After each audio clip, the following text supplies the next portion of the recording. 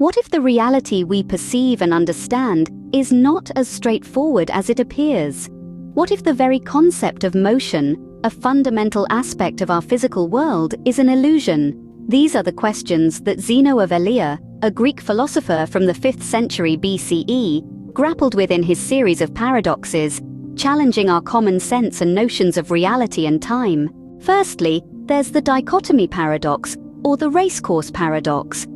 This paradox asserts the impossibility of motion. It presents the idea that to travel any distance, one must first traverse half that distance, then half of the remaining half, and so on, ad infinitum.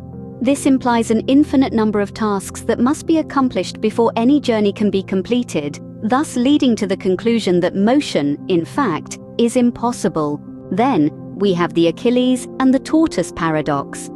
In this scenario, the swift-footed Achilles races a tortoise who has been given a head start.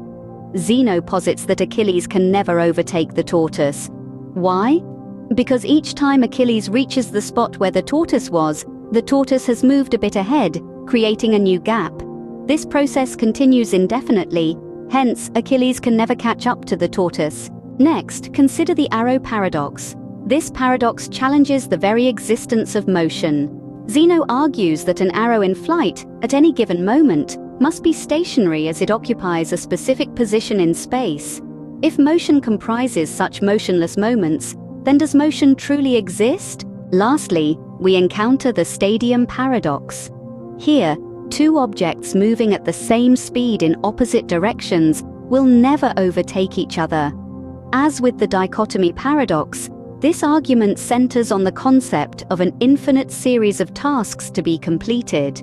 However, these paradoxes, as mind-bending as they are, have been addressed and resolved over the centuries.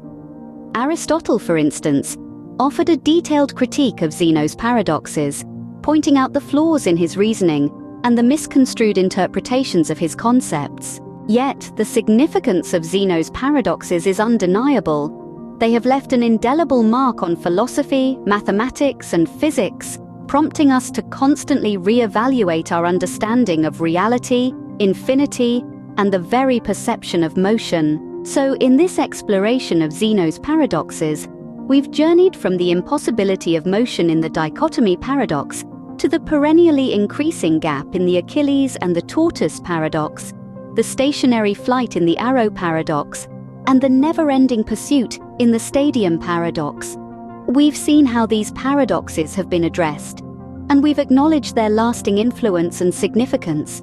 Through this, we've delved into the complex tapestry of reality, time, and our perception of these concepts, and perhaps emerged with more questions than answers. But then again, isn't that what philosophy is all about?